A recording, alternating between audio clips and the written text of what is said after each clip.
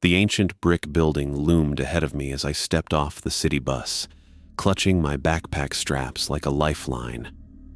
Westlake High School, my new educational home in the heart of New Orleans.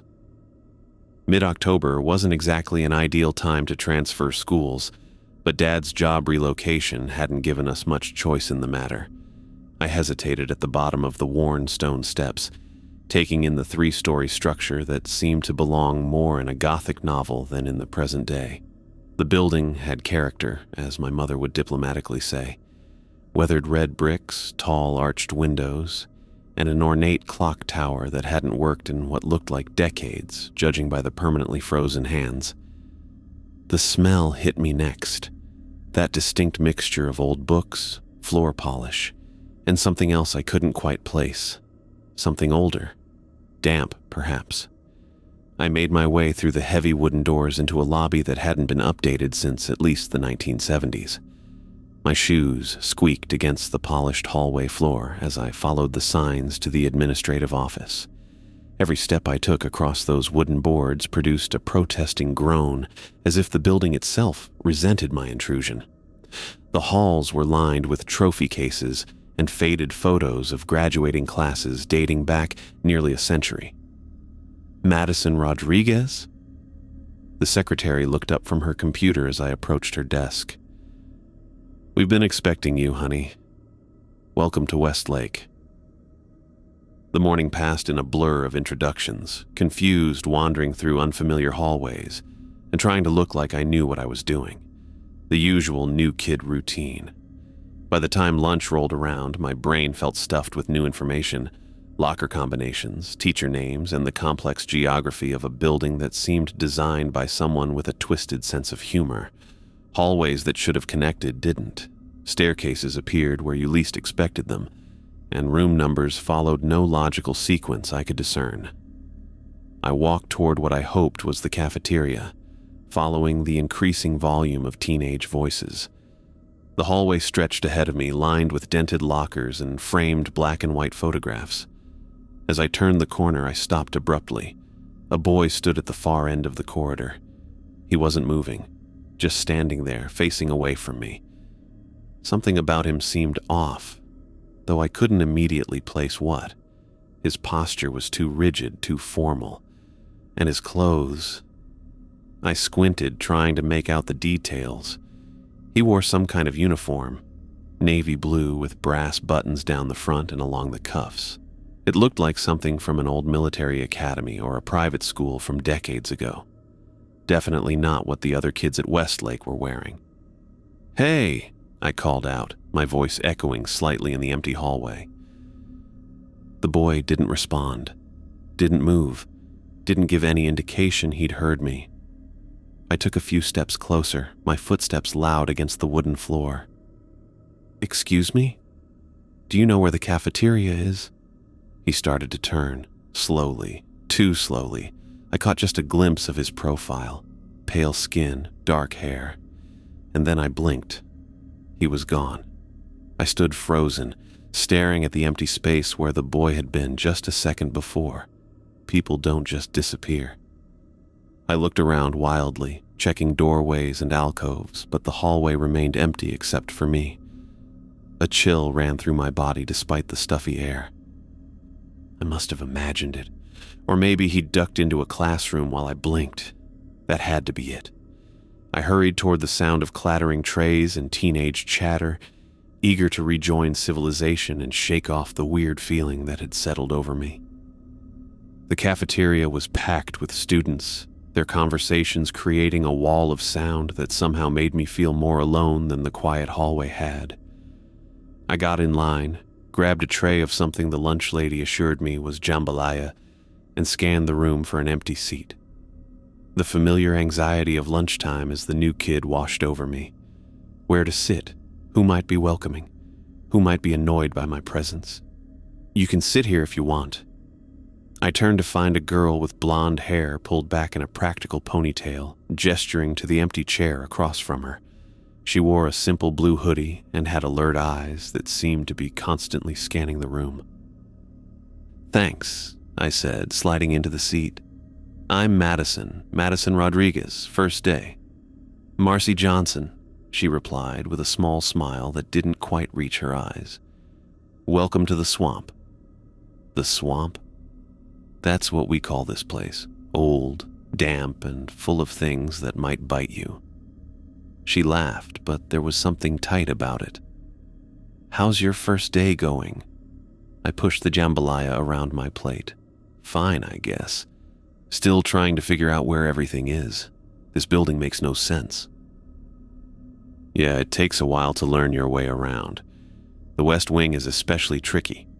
They added it in 1930-something and never quite got the floors to line up right. I nodded, then hesitated, wondering if I should mention my strange hallway encounter.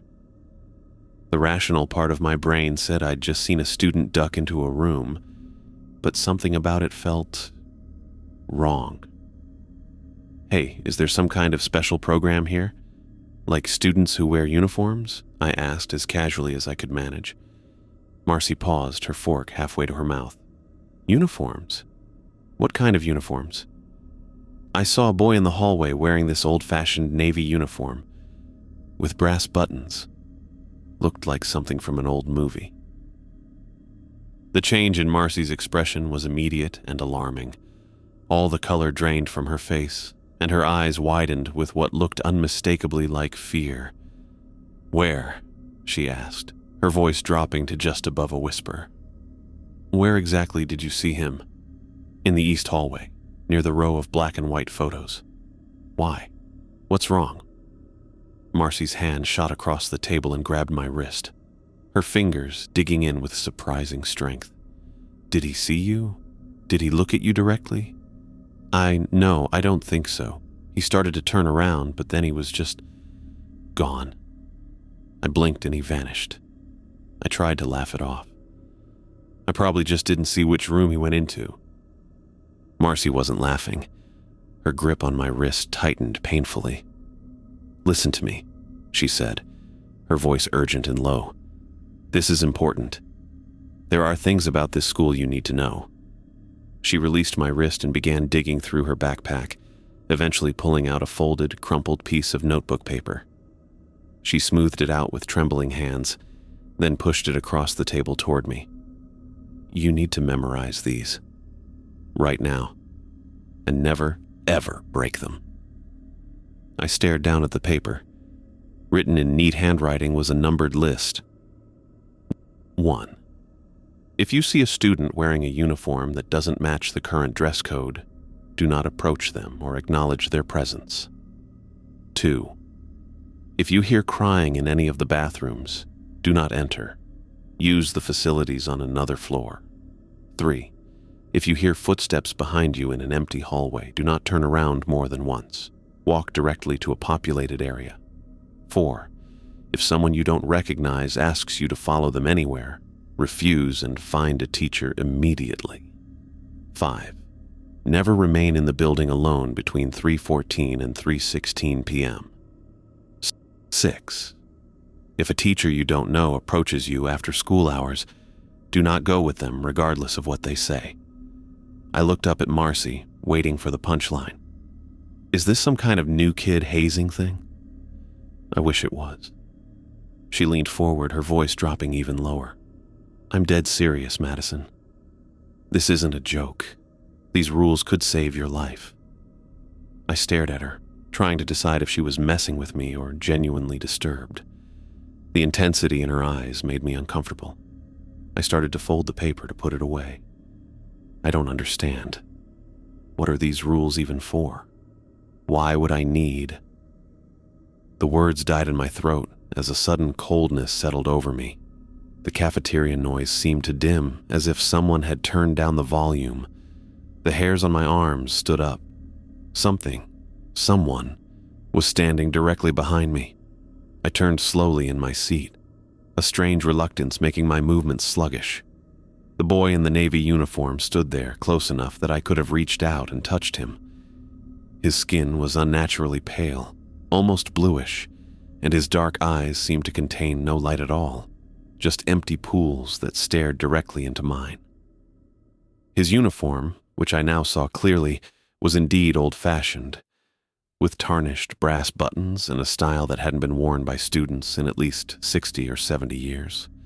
Up close, I noticed something else. The edges of his form seemed slightly blurred, as if he wasn't quite solid, and despite standing under the harsh fluorescent lights of the cafeteria, he cast no shadow on the floor. Marcy screamed. The sound seemed to come from very far away, though she sat just across the table. I couldn't move, couldn't speak, could barely breathe as those dark, empty eyes held mine. That's enough. The commanding voice broke the terrible silence. Mr. Green, my new history teacher, strode toward us with purposeful steps. Tall and imposing with salt and pepper hair and rectangular glasses, he positioned himself between me and the boy. "You need to leave," Mr. Green said firmly to the boy, his voice calm but unyielding. "Not here. Not now."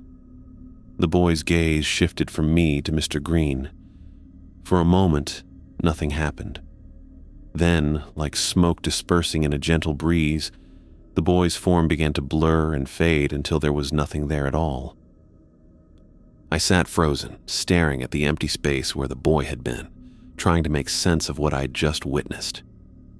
I couldn't get the image of those empty, dark eyes out of my head. All night I'd tossed and turned, my dreams full of brass buttons and blurry edges, and the way Mr. Green had made that thing disappear. I kept trying to convince myself there was a logical explanation, but logic didn't explain how a boy could vanish into thin air. My first class passed in a haze as I replayed yesterday's events.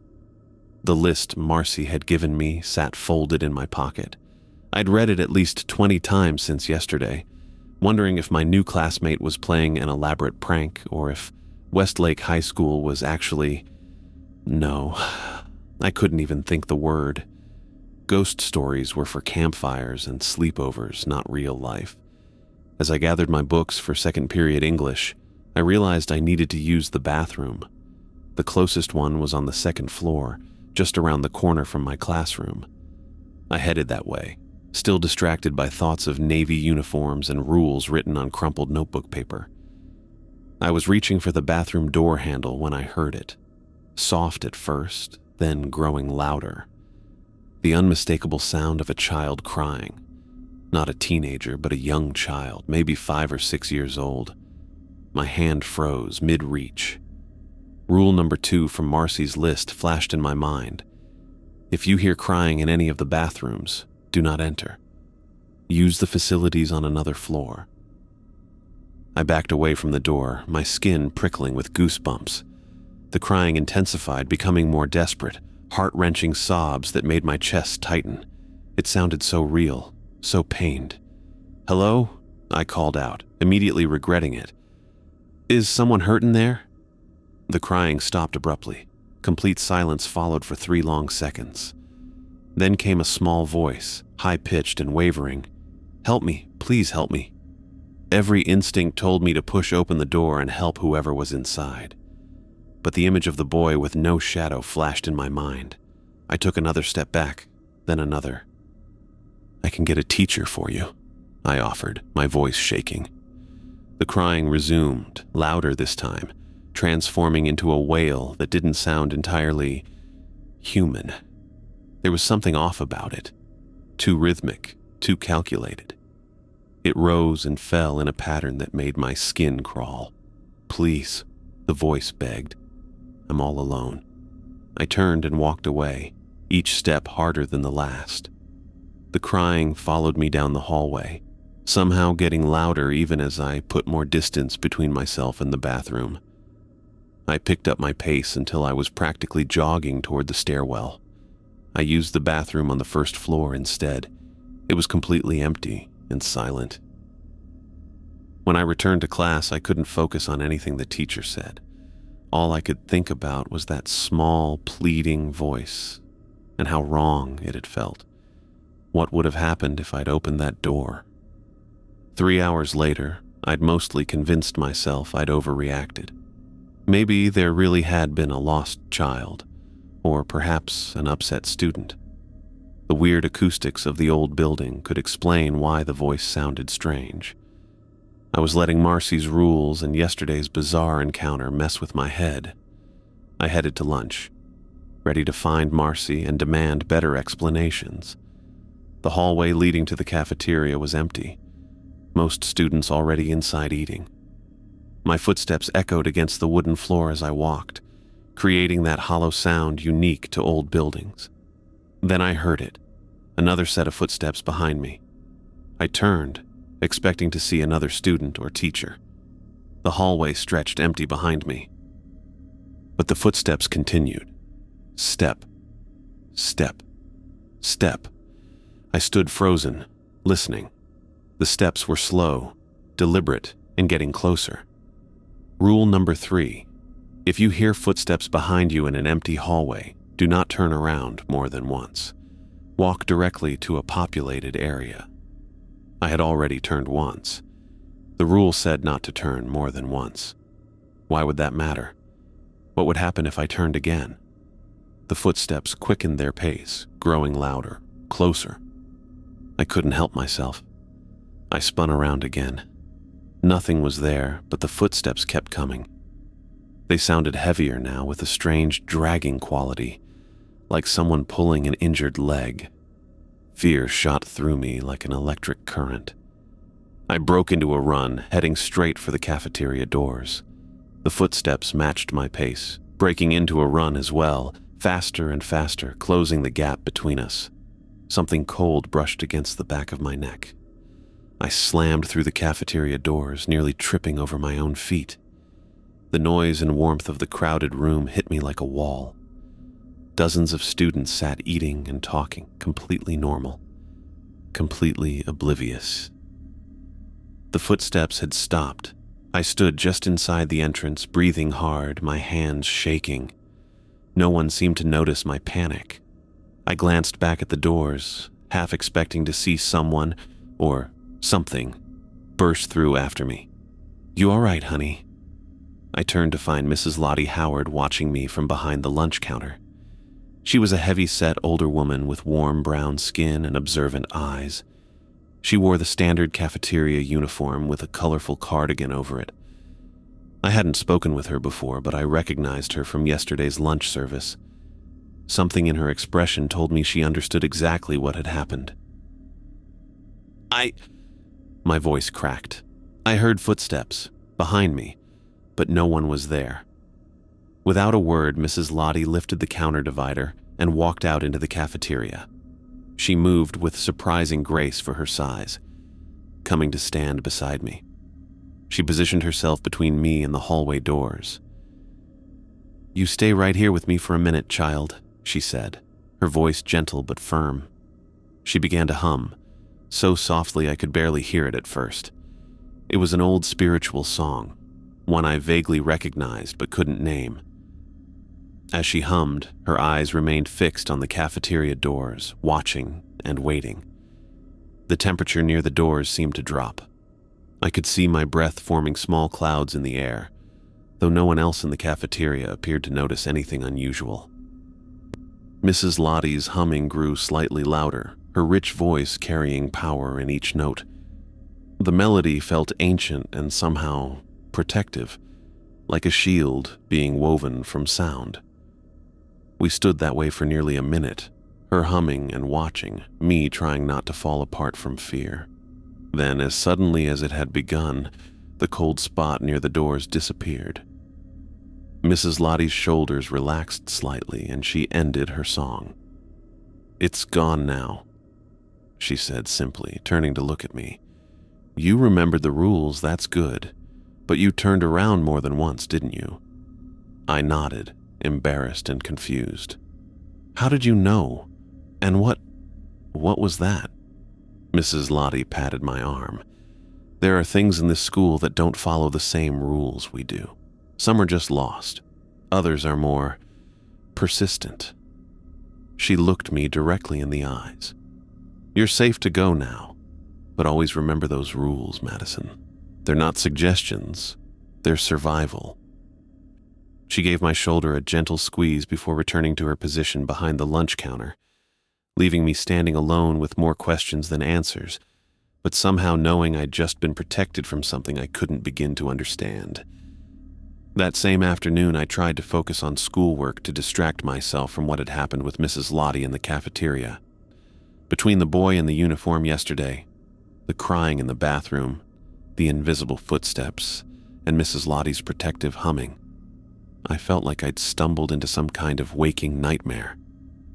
But I had a history project due Friday, and supernatural weirdness or not, I didn't want to fall behind in my first week.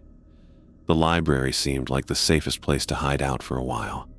It was quiet, well lit, and filled with other students. Safety in numbers, right? The Westlake High Library occupied most of the East Wing's first floor, with tall windows and wooden shelves that reached nearly to the ceiling. It smelled like old paper and furniture polish. I found a secluded study table tucked between the history and literature sections, surrounded by books with cracked spines and faded covers. Perfect. I spread out my notes and textbook, determined to make progress on my Louisiana history project. For about 20 minutes, everything was normal. The only sounds were pages turning, the occasional cough, and the soft tapping of keyboards. I actually managed to get lost in reading about the 1815 Battle of New Orleans, forgetting momentarily about vanishing boys and phantom footsteps. Then the temperature dropped. It wasn't gradual. One moment I was comfortable, and the next I could see my breath forming little clouds in front of my face. My skin prickled with goosebumps, and the air felt dense, like it had gained weight. Something was wrong. I slowly looked up from my textbook, the hair on the back of my neck standing on end. He stood near the biography section, about 30 feet away. A tall man in a formal black coat and pants that looked straight out of the 1800s. He wore a black top hat that added to his already imposing height, and one hand gripped a silver-headed cane. But it was his eyes that made my stomach twist, gray and piercing, fixed directly on me with an intensity that felt physical, like being pinned to my chair. Unlike the boy in the uniform, there was nothing confused or lost about this man. His gaze was deliberate, calculating. He knew exactly what he was doing. The man took a step forward, tapping his cane against the wooden floor. The sound echoed much louder than it should have. Tap, tap, tap. Rule number 4 flashed in my mind. If someone you don't recognize asks you to follow them anywhere, refuse and find a teacher immediately. He hadn't spoken yet, but everything about his posture and gaze said he wanted me to come to him. I started gathering my books with shaking hands, trying not to make eye contact again. My notebook slipped from my fingers and papers scattered across the floor. When I looked up, he'd moved closer. Much closer. How had he crossed 15 feet so quickly? I hadn't even heard his footsteps. Tap, tap, tap. His cane struck the floor with each slow, deliberate step. I abandoned my fallen papers and grabbed my backpack, clutching it against my chest like a shield. My heartbeat felt strangely loud in my ears as I backed away, bumping into a shelf behind me. The man's thin lips curved into what might have been a smile, but there was nothing friendly about it. The temperature dropped even further, and I swear the lights dimmed slightly. I turned and rushed toward the front desk, no longer caring if I looked crazy. The man's cane tapped faster behind me. Tap, tap, tap, tap. Ms. Trevors sat at the circulation desk, her auburn hair pulled back in a neat bun. She looked up as I approached, and her expression immediately changed from professional politeness to sharp concern. "Ms. Trevors," I said, my voice coming out as a whisper. "There's a man." Her eyes focused past me, narrowing slightly. She stood up quickly, removing her glasses. "Madison, go to my office," she said calmly, gesturing to a door behind the desk. "Wait for me there. Don't come out until I get you." I hesitated, looking back over my shoulder. The man in the top hat had stopped about 10 feet away. He stood perfectly still, his gaze now fixed on Ms. Travers instead of me. "Now please," Ms. Travers said, her voice firmer. I ducked behind the desk and into her office, closing the door behind me, but leaving it cracked open just enough to peek through. Ms. Travers walked directly toward the man, her steps quick and confident. When she reached him, she spoke in a low, authoritative voice that I couldn't quite make out. What I could see was her stance. Straight-backed, chin raised, one hand touching what looked like an iron bracelet on her other wrist. The man towered over her, but Ms. Travers didn't back down. She continued speaking, her voice never rising but somehow carrying power in each syllable. The lights in the library flickered once, twice, and I heard what sounded like books falling somewhere in the stacks.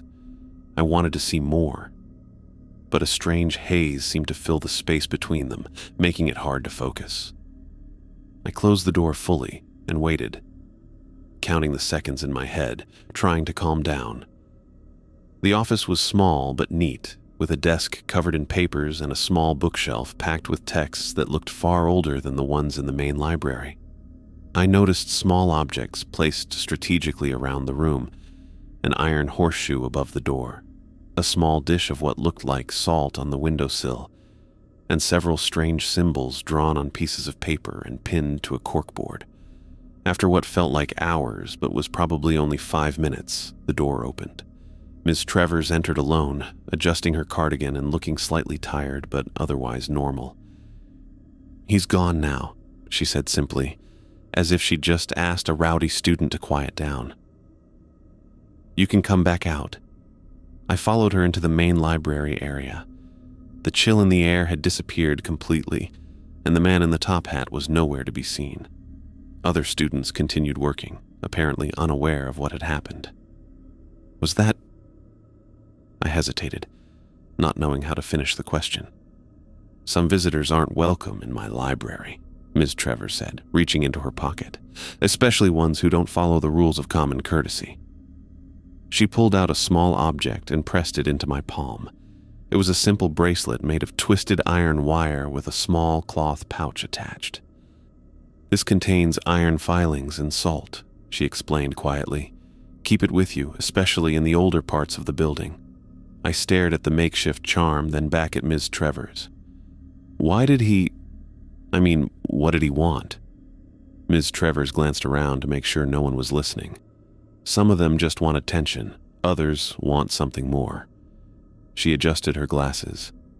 "The important thing is that you remembered the rules and sought help. That's what they're for." She helped me gather my scattered papers and books. As we worked, I noticed her watching the shadows between the bookshelves carefully, as if expecting the man to reappear. "Thank you," I said when we finished, "for helping me." Ms. Travers nodded. "The library is my domain. I don't tolerate bullies of any kind here, living or otherwise." She gave me a small smile. "You should be fine now, but perhaps finish your research another day. Some encounters can be draining." I nodded, suddenly aware of how exhausted I felt. The bracelet felt cool against my wrist as I slipped it on, and despite its simple appearance, I felt somehow safer wearing it. As I walked out of the library, I glanced back to see Ms. Travers watching me go, her hand resting on what looked like an old book bound in dark leather. I couldn't read the title from where I stood, but the serious expression on her face told me everything I needed to know. What had happened wasn't over, and the rules I'd been given were only the beginning. The iron bracelet Ms. Travers had given me felt cool against my skin as I worked on my art project the next day after school. The art room smelled like acrylic paint and clay dust, comfortingly normal after everything I'd experienced in my first days at Westlake. I'd chosen to stay late to work on a landscape painting of the Mississippi River for my introductory art assignment, partly because I wanted to make a good impression, but mostly because focusing on blending blues and greens helped quiet my thoughts about vanishing boys and men in top hats. The afternoon light slanted through the tall windows, casting long shadows across the empty tables. Everyone else had left, even Mrs. Chen, the art teacher, who told me I could stay as long as I locked up when I finished. The solitude felt peaceful rather than threatening. I lost myself in adding tiny white caps to the waves, trying to capture the movement of water with each brushstroke. I only stopped when my hand started to cramp. Stretching my fingers, I looked up at the old analog clock above the blackboard and felt a jolt of alarm. It was exactly 3:14. Rule number 5 from Marcy's list flashed in my mind: never remain alone in the building between 3:14 and 3:16 p.m. Crap, I muttered, quickly setting down my brush. I grabbed a paper towel to wipe my hands and started shoving supplies into my backpack, not bothering to clean my palette properly. The peaceful feeling had vanished, replaced by a creeping unease that made my skin prickle. I didn't know what happened at 3:14, but after the footsteps in the hallway and the man in the library, I wasn't taking any chances. The hallway outside the art room should have been empty and silent. It wasn't. As soon as I stepped through the doorway, I knew something was wrong. The building felt different, heavier somehow, like the air had thickened. A chill ran across my skin despite the warm September afternoon. The familiar smell of floor polish and old books was still there, but underneath it was something else. Something stale and wrong, like clothes left too long in a damp basement. And there were students walking through the halls. At first glance, it looked normal, teenagers with backpacks moving between classes. But school had ended over an hour ago. The only people who should have been around were those in after-school activities, and they would be in their designated rooms, not wandering the corridors. I stood frozen, watching them. They moved too slowly, their steps deliberate but somehow off rhythm. Their faces were too pale, with a strange bluish tint under the fluorescent lights. But what really made my stomach twist was their clothing. Some wore styles from the 90s, others from the 70s or 80s, and one girl near the water fountain was dressed in what looked like a poodle skirt from the 50s. None of them looked at me. They moved through the hallway as if following paths they'd walked countless times before, their eyes fixed straight ahead or down at books they carried. I needed to get out, now. I turned toward the main exit, walking as quickly as I could without running. The hallway seemed longer than I remembered, stretching endlessly ahead of me. My footsteps echoed loudly against the wooden floor, but the other students made no sound at all. A hand grabbed my arm, yanking me sideways with unexpected force. I stumbled, nearly falling as I was pulled through an open doorway. The door slammed shut behind me, and I heard the distinct click of a lock. "Are you trying to get yourself killed?" Mr. Green stood in front of me, his normally calm face tight with concern. He looked different. His tie was loose, his hair slightly mussed, and there was an intensity in his eyes I hadn't seen before, not even when he'd confronted the boy in the uniform. I lost track of time, I stammered, my heart racing. I was working on an art project and 3:14 to 3:16. He cut me off, checking his watch. "That's why the rules exist, Madison. That's why we made them." He moved to the windows that looked out into the hallway and quickly pulled down the blinds. "Stay away from the windows until it passes." "What's happening?" I asked, my voice barely above a whisper. "Who are those people out there?" Mr. Green didn't answer immediately. He moved around the classroom, which I now recognized as his history room, checking the windows and the back door that connected to a supply closet. Once he seemed satisfied, he stood in the center of the room, keeping his distance from all openings to the hallway. "Look at your watch," he said quietly. I glanced down. 3:15. "One more minute," he murmured. My curiosity overpowered my fear. I moved toward one of the windows, careful to stay to the side as Mr. Green had done. Pulling the blind back just slightly, I peered into the hallway. There were more of them now. Dozens of students moved through the corridors in that same strange, silent procession. A boy in a Letterman jacket from what looked like the 80s. Two girls with big 70s hair sharing a notebook. A boy in what might have been clothes from the 40s, his hair slicked back in a style I'd only seen in old photographs. None of them cast shadows under the fluorescent lights. They're all... I couldn't finish the sentence. "Students," Mr. Green said softly, coming to stand beside me, but careful not to look directly out the window. "Students who never left." "They're dead," I whispered, the word finally escaping. He nodded. "Between 314 and 316. The school belongs to them. It's been that way as long as anyone can remember." A girl walked directly past our window, her face inches from mine, separated only by the glass. She wore jeans and a sweater that could have been from any decade, but her skin had that same unnatural pallor as the others. Her eyes stared straight ahead, unseeing. "Why those exact times?" I asked, unable to look away from her. The original building was completed in 1889. On the first day of classes, there was a fire. It started at 3:14 in the afternoon, and by 3:16, the first student had died. A young boy who got trapped in a stairwell. Over the years, we've had other tragedies. A collapse in the West Wing in the 30s. A student who took his own life in the 50s. A bus accident in the 70s that took 6 seniors. He spoke matter-of-factly, like he was teaching one of his history lessons, but I heard the weight behind his words. "Every school has its history, Madison. Ours just happens to be more present than most." I looked at my watch again. 3:16. As if someone had flipped a switch, the hallway emptied. One moment it was filled with students from across the decades, and the next it was completely vacant. Just the empty corridor with its dented lockers and scuffed floors. Mr. Green let out a long breath. "It's over." He moved to the door and unlocked it, opening it cautiously and peering out. The hallway remained empty, now looking exactly as it should after school hours. "It's safe now," he said, his posture relaxing slightly. "But you should leave quickly. Just because the main event is over doesn't mean the building returns entirely to normal right away." I grabbed my backpack from where I dropped it when he pulled me into the room. My hands were shaking. "The other teachers, do they all know about this?" "Some do. The ones who've been here long enough.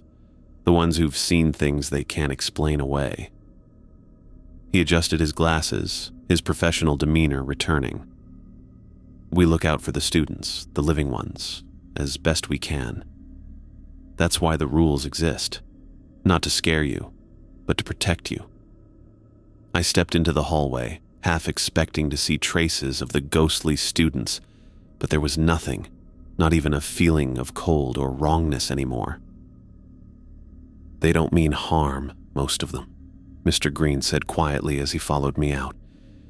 "They're just confused, lost, repeating the patterns they knew in life." He checked his watch again. "Always remember the times, Madison. 3:14 to 3:16. Never be alone in the building then." I nodded, clutching the strap of my backpack tightly. "I won't forget again." 2 days after my close call with the 3:14 phenomenon, I found myself sitting in the bleachers of Westlake High's gymnasium, watching our basketball team struggle against their crosstown rivals. The gym echoed with squeaking sneakers, the hollow bounce of the ball against polished wood, and occasional cheers from the modest crowd. I hadn't planned on attending, but Marcy had texted me that morning asking if I wanted to come. Normal high school stuff, she'd written. No ghosts guaranteed. Normal sounded good. After seeing those ghostly students in the hallway and learning about the school's tragic history from Mr. Green, I'd spent the last 2 days jumping at shadows and obsessively checking the time. My parents had noticed my distraction at dinner but seemed satisfied when I blamed it on new school adjustment. The gym was one of the newer parts of the building, added in the 1980s according to the cornerstone near the entrance. Maybe that explained why it felt different from the rest of the school. Brighter, less weighted by history. The air smelled of floor wax, sweat, and popcorn from the concession stand rather than the musty, ancient scent that permeated the older hallways. Marcy had needed to leave early to help her mom with something, but I decided to stay until the final buzzer. It seemed important to act like a normal student supporting my new classmates, even if everything about Westlake High was far from normal. Besides, the longer I stayed in the crowded, well-lit gym, the longer I could avoid the empty hallways and whatever might be waiting in them. Our team lost by 12 points, but the players and remaining spectators didn't seem too disappointed. Basketball season had just started, and from what I'd overheard, their real rival games wouldn't happen until after winter break. I waited while the bleachers emptied, taking my time gathering my jacket and purse. By the time I headed toward the exit, the gym had cleared except for a few players talking with their parents and the janitor starting to clean up. The hallway outside the gym was dimly lit, with every other fluorescent light turned off to save energy after hours. The crowd had disappeared quickly, leaving the corridor eerily quiet compared to the noise of the game. My footsteps echoed against the tile floor as I walked toward the main exit. I was checking my phone to text my dad that I was heading home when I heard the click of heels against the floor behind me. "Young lady, where do you think you're going?" I turned to see a woman I didn't recognize walking toward me with quick, precise steps. She wore a knee-length dress with a fitted waist and full skirt that looked straight out of the 1950s, along with sensible heels and horn-rimmed glasses. Her hair was styled in a neat, professional updo that didn't move as she walked. She carried a small stack of papers clutched against her chest. "The exit," I said cautiously, remembering the rules Marcy had given me. "The game's over." "That's not what I asked." Her voice was crisp and formal, each word precisely enunciated. "Students are not permitted to wander the halls without proper authorization after school hours." She stepped closer, and I noticed how her eyes seemed unnaturally bright under the fluorescent lights, almost as if they were reflecting more light than they should. "I'm Miss Patterson," she continued, "and I need you to come with me to the principal's office immediately." A chill ran down my back that had nothing to do with the hallway's temperature. Something about her felt wrong. The outdated clothes, the too perfect posture, the way she spoke like she was reading from a disciplinary handbook from decades ago. Rule number 6 flashed in my mind. Don't go with any teacher you don't know after hours, especially if they ask you to come to an empty office. "What's the disciplinary issue?" I asked, taking a small step backward. Miss Patterson's lips thinned with disapproval. "Your skirt length violates school code. 3 inches above the knee is simply unacceptable. Principal Chambers will decide your punishment." I glanced down at my jeans, then back at her. Her expression didn't change. "I need to call my parents first," I said, remembering Mr. Green's advice about always having an excuse ready. "They're expecting me home right after the game." Miss Patterson took another step toward me. "That won't be necessary. This is a school matter, not a family one. Come along now." She reached for my arm. I backed away quickly. "Sorry, but I really have to make that call. I'll check in with the principal tomorrow morning." Her face changed then, the professional mask slipping to reveal something desperate and confused beneath. "You will come with me now. Students must respect authority." Her voice had taken on a strange mechanical quality, like she was reciting lines she'd said thousands of times before. "I'm sorry, Miss Patterson, but I can't." I turned and walked as quickly as I could without running toward the academic wing. Mr. Green often stayed late grading papers. I'd seen him in his classroom when I was working on my art project. If anyone would know what to do about a teacher from the 1950s, it would be him. I heard Miss Patterson's heels clicking behind me, following at the same measured pace. She didn't call out again or try to catch up, but she didn't stop either. I turned the corner into the history department hallway and broke into a run. Light spilled from Mr. Green's classroom door, a beacon of normality in the darkened corridor. I rushed inside without knocking. Mr. Green sat at his desk, surrounded by stacks of papers, red pen in hand. He looked up in surprise as I burst in. "Madison? What are you—" "There's a teacher following me," I said breathlessly. "Miss Patterson. She wants me to go to the principal's office for a dress code violation, but I'm wearing jeans and she looks like she stepped out of the 50s, and her eyes are wrong. And I remembered Rule 6. Mr. Green was on his feet before I finished speaking. He moved past me to the door, closing it firmly and turning the lock. His face had gone from surprised to serious in an instant. "You did exactly right," he said quietly. "Stay here." He moved to the window in his door and looked out into the hallway. I stayed back, not wanting to see if Miss Patterson was still there. After a long moment, Mr. Green's shoulders relaxed slightly. He turned back to me. "She's gone," he said. "For now." "Who is she?" I asked, though I already suspected the answer. Mr. Green gestured for me to sit down. He removed his glasses and pinched the bridge of his nose, suddenly looking tired. "Margaret Patterson taught English here from 1950 to 1953, he said. "She was known for being extremely strict about the dress code and school rules. She died in a car accident on her way home from chaperoning the spring dance. The road was wet, visibility was poor, and she missed a curve." I sank into a chair, my legs suddenly feeling weak. "She's another ghost. We prefer the term resident," Mr. Green said with a small, sad smile. "Some of our supernatural residents are aware of their situation. Others, like Miss Patterson, are caught in loops, reliving aspects of their former lives without understanding that they've passed on. She genuinely believes she's still a teacher with authority and responsibility." "She wanted me to go with her to the principal's office," I said. "What would have happened if I had?" Mr. Green's expression grew more serious. "Nothing good. At best, she would have led you around in circles, growing increasingly frustrated when she couldn't find an office that no longer exists as she remembers it. At worst," he trailed off, "let's just say that spirits who don't know they're dead can become unstable when confronted with evidence that contradicts their reality." He began gathering his papers, organizing them into a neat stack. "I'll walk you to your car. It's not safe for you to be alone in the building right now." "Is Miss Patterson dangerous?" I asked as he packed his briefcase. "Not intentionally," he said carefully. "But imagine the confusion and frustration of trying to do your job day after day while the world around you keeps changing in ways you don't understand.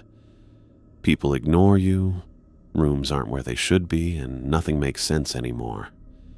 He closed his briefcase with a click. That kind of confusion can sometimes turn to anger. We walked together through the empty hallways, Mr. Green staying slightly ahead of me, his eyes constantly scanning doorways and intersections. The building felt different at night, the shadows deeper, the silence heavier. "Why are there so many of them here?" I asked quietly. "I've never experienced anything like this before, and I've been in old buildings." Mr. Green nodded as if he'd expected the question. "Westlake isn't just any old building. The land it was built on has a complex history." He paused at a corner, checking the connecting hallway before continuing. "Before the school, this land was used as a quarantine area during the yellow fever epidemic of 1853. Before that, it was part of a plantation with its own troubled past." We reached the side door that led to the student parking lot. Through the glass, I could see my car sitting alone under a street lamp. Mr. Green pushed the door open and held it for me. The combination of emotional energy from so many young lives passing through these halls, coupled with sudden deaths over the years, has created something unique, he continued as we walked to my car. A sort of permanent connection between the world of the living and those who've passed. but haven't moved on. Most schools might have a ghost story or two. We have a community of them. We reached my car, and I fumbled in my purse for my keys. Is that why you and Mrs. Lottie and Ms. Trevors know how to deal with them? Why you created the rules? Mr. Green nodded, looking back at the school building. Light from within spilled out through the windows, making the old brick structure look almost welcoming despite what we knew existed inside. Every generation of teachers discovers the truth eventually, he said. Those who can handle it join our efforts to protect the students while respecting the residents who mean no harm. The rules have evolved over decades, each one written in response to a particular incident. I unlocked my car and opened the door, but hesitated before getting in. Thank you for explaining. And for walking me out. You're welcome, Madison, Mr. Green said. Drive safely. And remember, just because you now know why the rules exist doesn't make them any less important to follow. I nodded and slid into the driver's seat, watching through the windshield as Mr. Green waited for me to start the engine. As I pulled away, I glanced in my rear-view mirror and saw him still standing in the parking lot, his figure growing smaller as I drove toward the exit.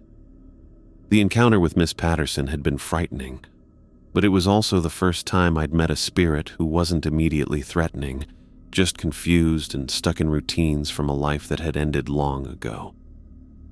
I wondered how many others like her walked the halls of Westlake, going through the motions of lives they no longer had, invisible to most but occasionally breaking through to interact with the living. I arrived at school nearly an hour early the next morning, the memory of Miss Patterson's unnaturally bright eyes and clicking heels still fresh in my mind. Mr. Green had texted me last night after I got home, asking if I could meet him before classes started. I think it's time you understood what's really happening at Westlake, his message had read.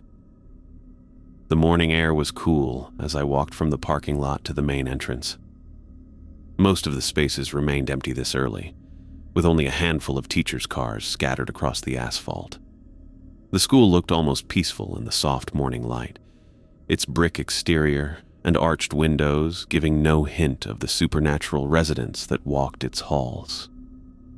I found Mr. Green waiting in the main lobby, leaning against one of the trophy cases and checking his watch. He straightened when he saw me, his expression a mixture of concern and something that looked like approval.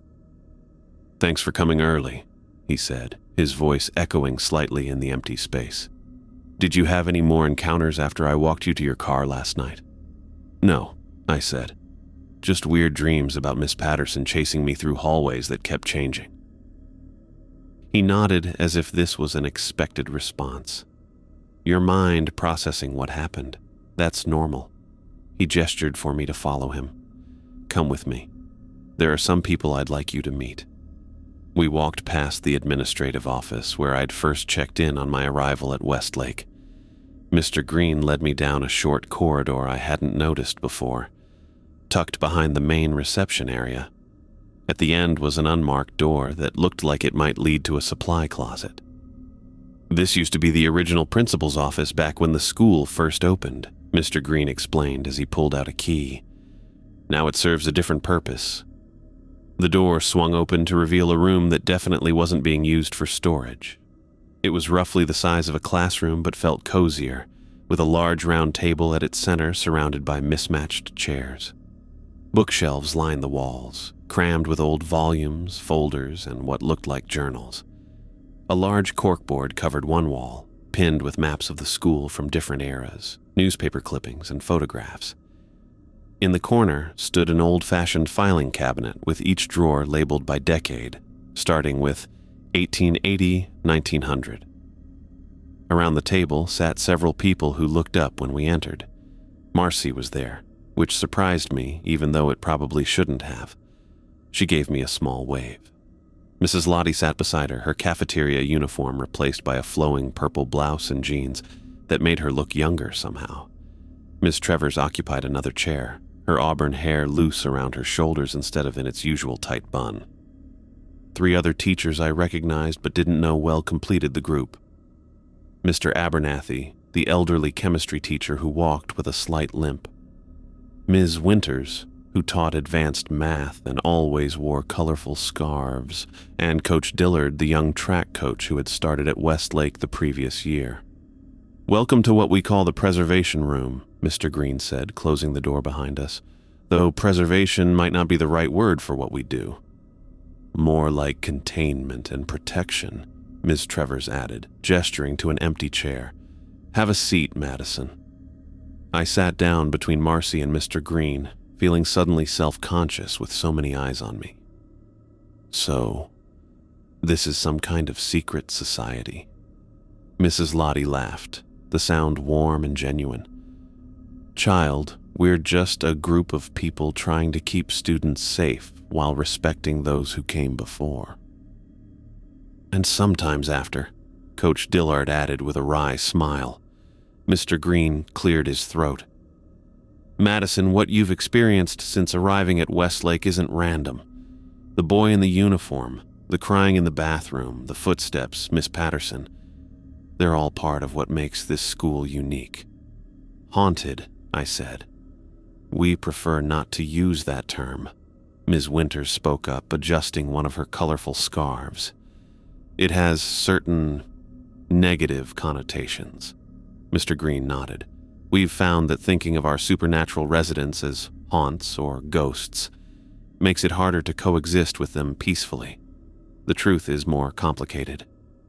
He walked to the filing cabinet and pulled open the drawer labeled 1880-1900. "Westlake High was founded in 1889, he continued, extracting a leather-bound ledger.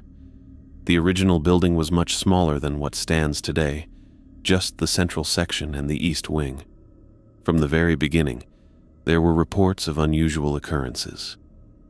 He opened the ledger on the table in front of me. The pages were yellowed with age, filled with neat handwriting that had faded to a soft brown. Dates marched down the left margin with detailed entries beside them. "This is the journal of William Blackwood, the first principal," Mr. Green explained.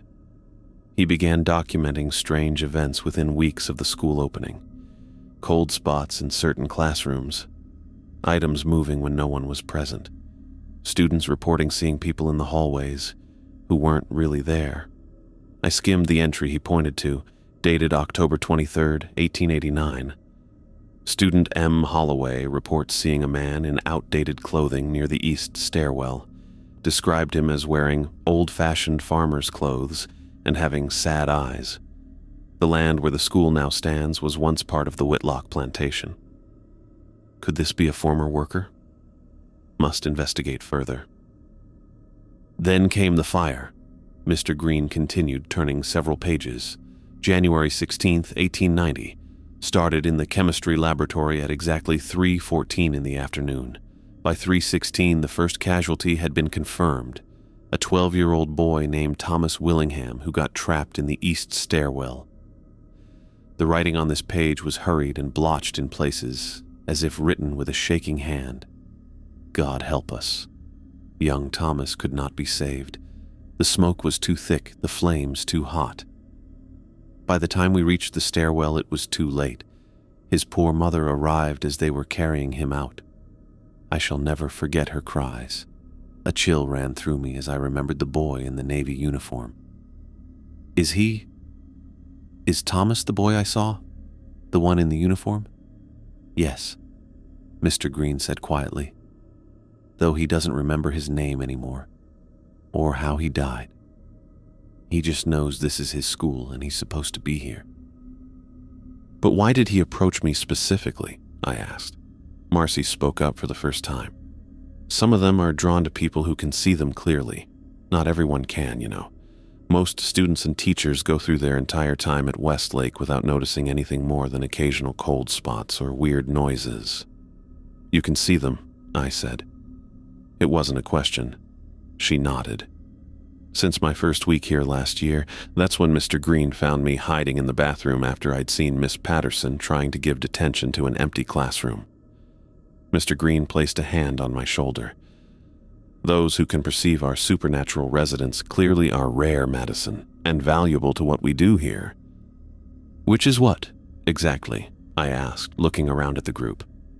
We protect the living while respecting the dead, Mrs. Lottie said simply. This school exists in an unusual place, spiritually speaking. The land has history, layer upon layer of it, some peaceful, some violent. The school building itself has seen its share of tragedy over the decades. Mr. Abernathy spoke up, his voice raspy with age. The collapse of the West Wing in 1932. 7 students and 2 teachers.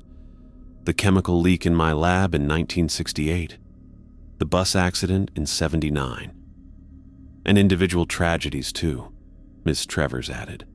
Students and teachers who passed suddenly, sometimes within these walls, sometimes elsewhere, but whose connection to Westlake was strong enough to bring them back. We've developed systems over the decades, Mr. Green continued, gesturing to the filing cabinets. Each generation of teachers discovers the truth and adds to our knowledge. The rules that Marcy gave you? They're distilled from over a century of observations and incidents. He walked to the corkboard and pointed to a detailed floor plan of the school. Red pins marked specific locations throughout the building. We map activity, we document encounters. We learn which spirits are harmless, which are confused, and which are potentially dangerous. He turned back to face me, and when necessary, we intervene to protect the living students in our care. Like Mrs. Lottie did with her singing, I said, remembering how she'd protected me from whatever had been following me in the hallway. Mrs. Lottie smiled. Old spiritual songs have power against restless spirits. My grandmother taught me that, and hers before her.